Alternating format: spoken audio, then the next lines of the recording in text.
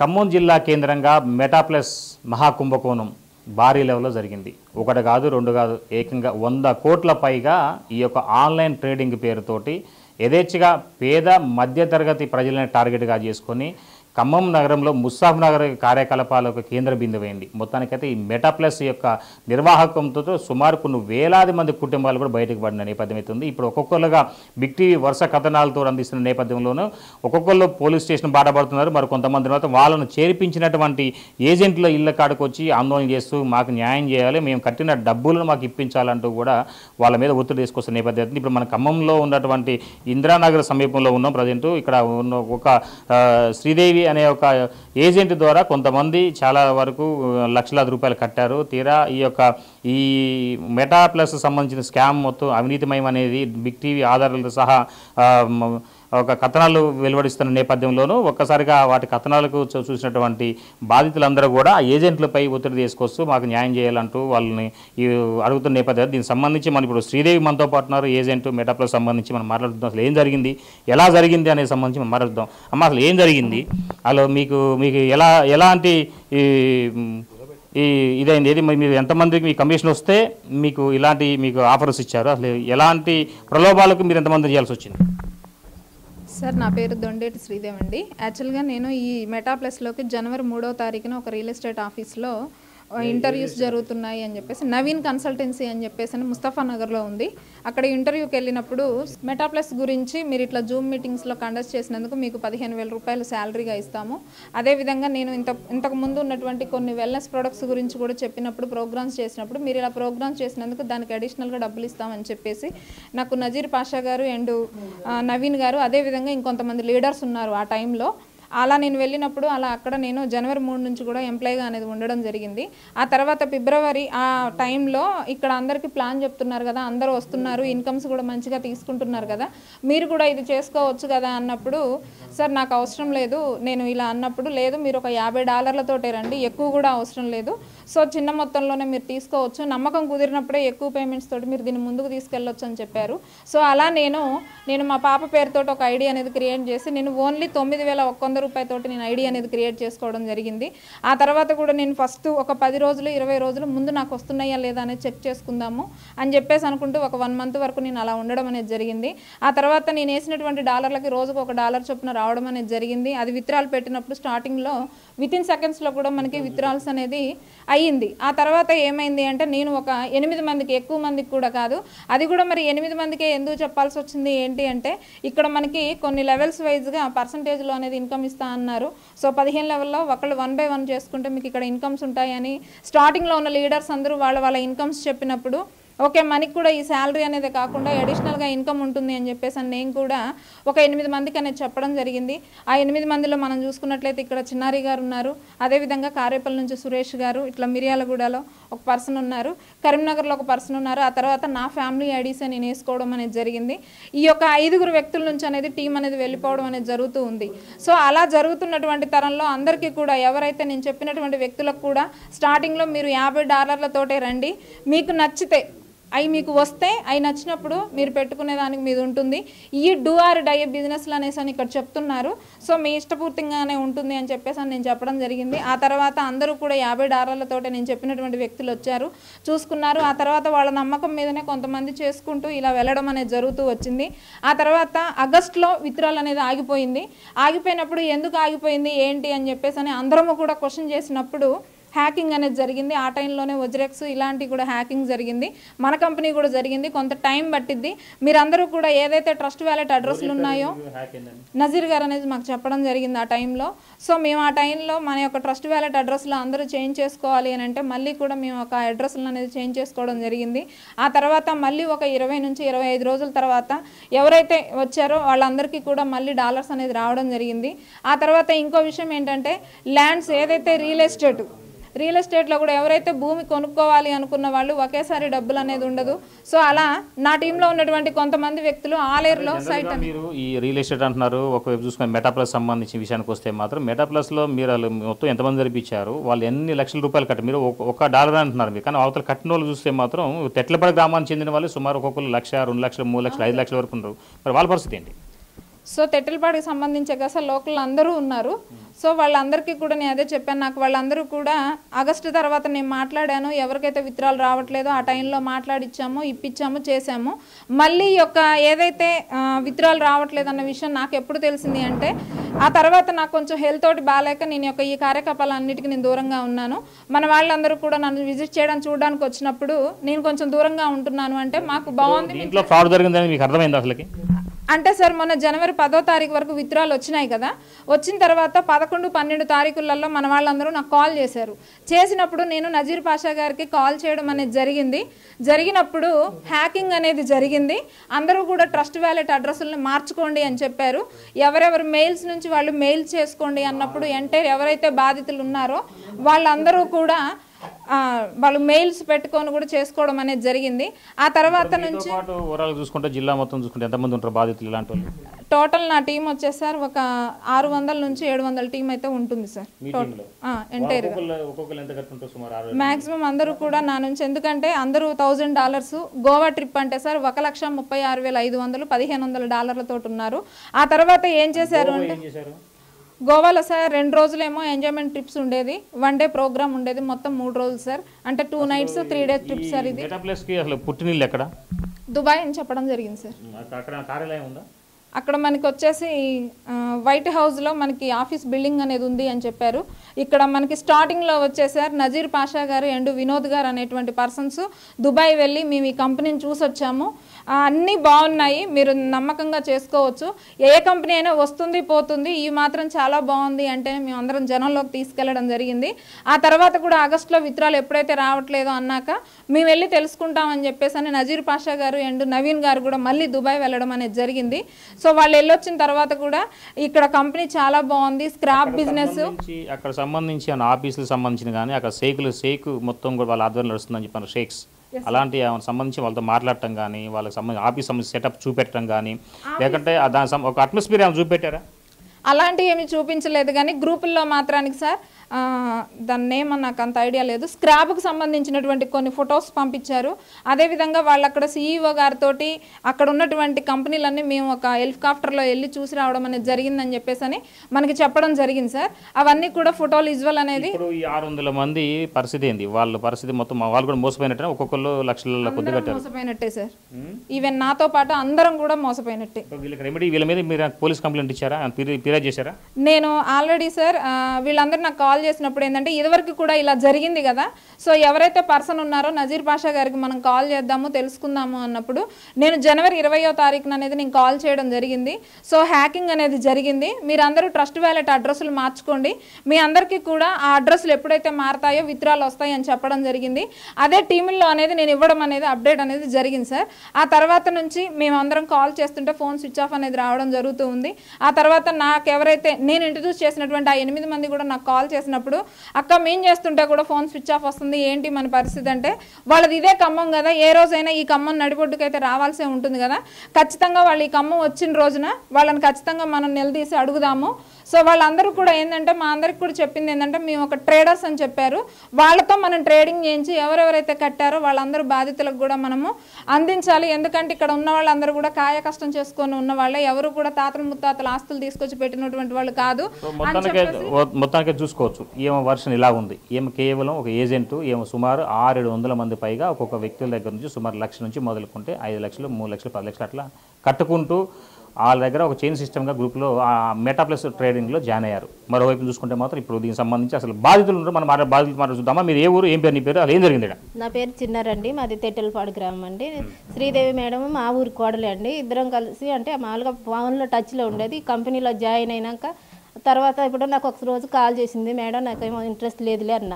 తర్వాత ఏంటంటే జూమ్ మీటింగులు స్టార్ట్ అవుతుంది, జూమ్లోకి రానుంది.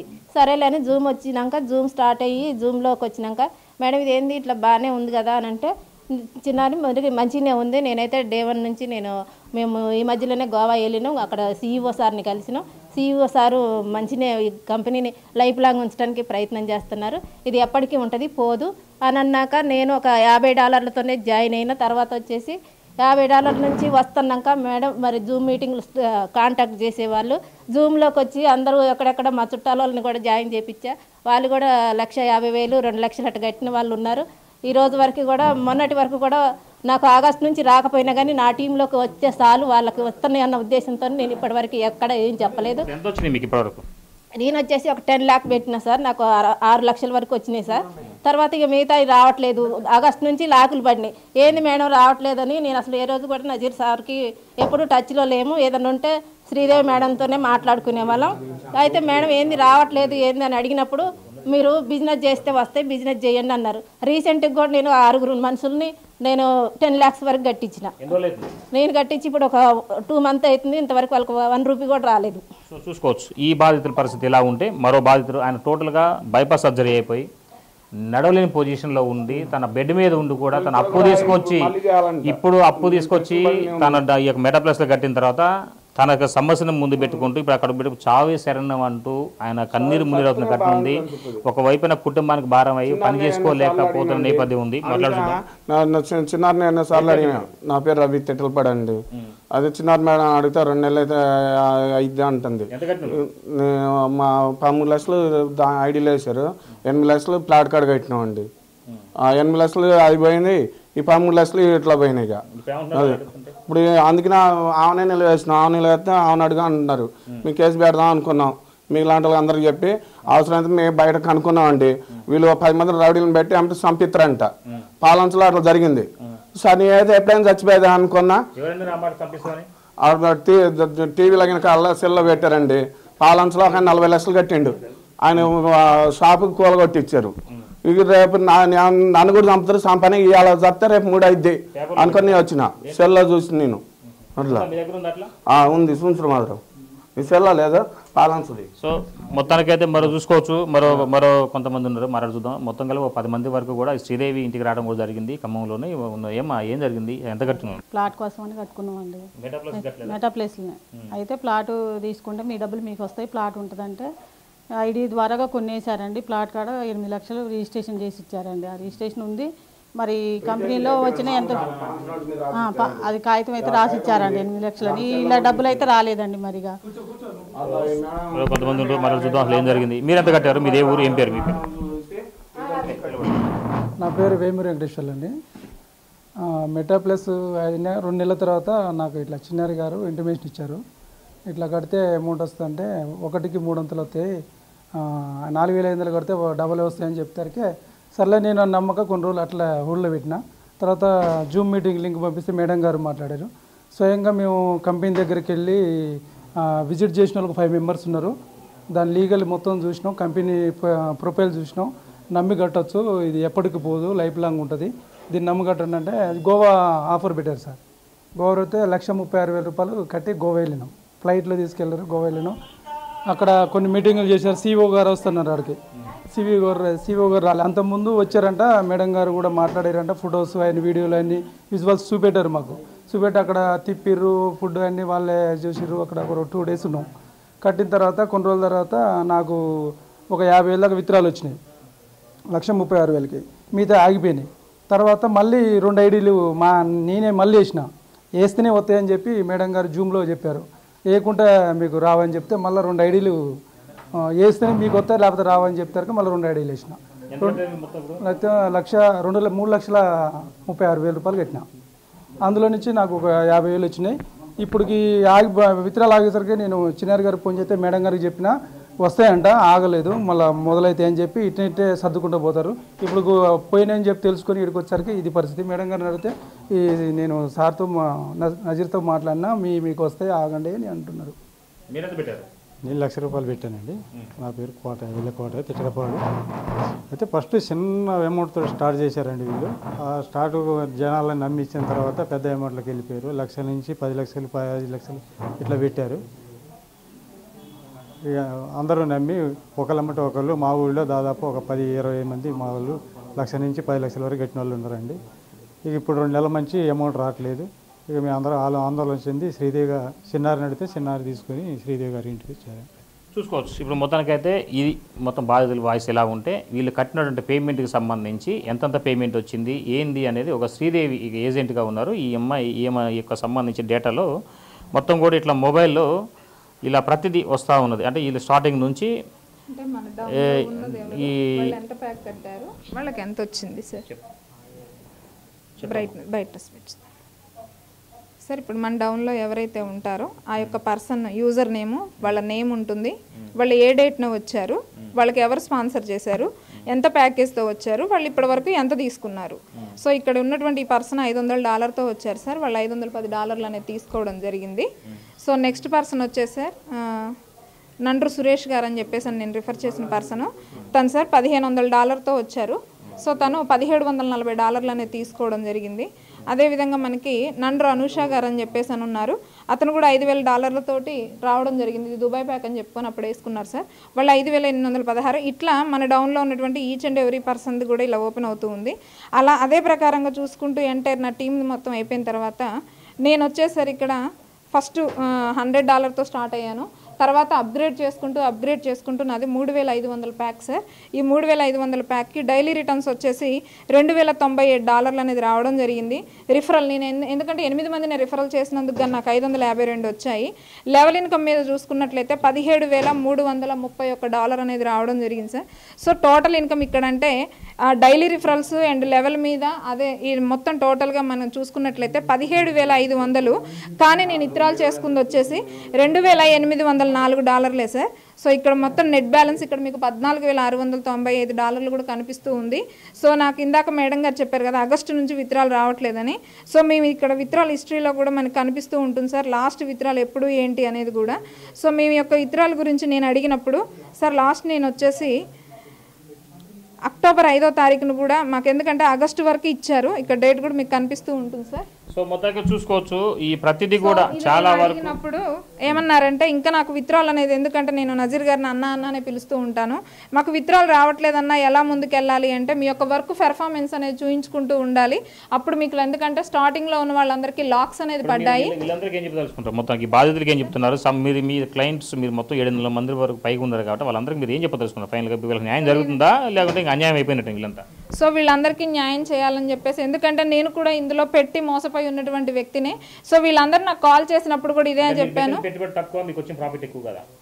నాకు విత్డ్రాల్ అనేది అసలు జరగలేదు సార్. ఇందులో నెట్ బ్యాలెన్స్ లో కూడా కనిపిస్తూనే ఉంది. మొత్తంగా చూసుకోవచ్చు ఈ మెటాప్లస్ సంబంధించింది 1 కాదు 2 కాదు ఏకంగా సంఖ్య మాత్రం ఒక్క శ్రీదేవి దగ్గరనే 700 మంది పైగా ఉన్నది. మరోవైపు చూసుకుంటే మాత్రం నజీరు, నవీను, వినోద్, విజయ్, నెక్స్ట్ పెద్దోడు వీళ్ళంతా పేరు మీద చూసుకుంటే మాత్రం ఖమ్మం కేంద్రంగా మొదలుపెట్టినటువంటి ఈ యొక్క మెటాప్లస్ బిజినెస్ ఉమ్మడి నల్గొండ, ఉమ్మడి వరంగల్, ఉమ్మడి కరీంనగర్తో పాటుగా కొత్తగూడెం భద్రాద్రి జిల్లాతో సహా ఇట్లా హైదరాబాద్ వరకు కూడా ఈ మెటాప్లస్ అనే దాన్ని లేనిది ఉన్నది చూపెడుతుంటూ అంటే మా దుబాయ్లో ఎలాంటి కార్యకలాపాలు లేకుండా అక్కడ కేవలం వీళ్ళు విజిట్ పర్పస్ వెళ్ళి అక్కడ ఎంజాయ్ చేసుకుంటూ అక్కడ ఒక రాజు అంటే అక్కడ ఉన్న ఒక షేక్స్ తోటి ఫోటోలు దిగి వీడియోస్ తీసుకొని వాళ్ళతో ఏదో డిన్నర్ లంచ్ చేసినట్టుగా చూపెడుతూ ఆ విజువల్స్ని వీళ్ళకి చూపెట్టి ఇది తమ కార్యకలాపాలకు అక్కడ అంటే ఇట్లా ఉన్నది అనేది ఒక లేనిది క్రియేట్ చేసుకొని అక్కడ వీళ్ళందరూ అక్కడ నుంచి ఎక్కడికి వచ్చిందని నమ్మించి ఇక్కడ వాళ్ళతో దుబాయ్ ట్రిప్పులు వేయించి వాళ్ళ డబ్బులతోటి దుబాయ్ అంటే ఇక్కడ నుంచి గోవా ట్రిప్పులు వేయించి ఆ డబ్బులతోటి వాళ్ళ జల్సాలు చేయించేసిన తర్వాత ఇది కంపెనీలో ఒక భాగం అనుకున్నారు వీళ్ళంతా. తీరా చూస్తే మాత్రం అత్యాశకు పోయి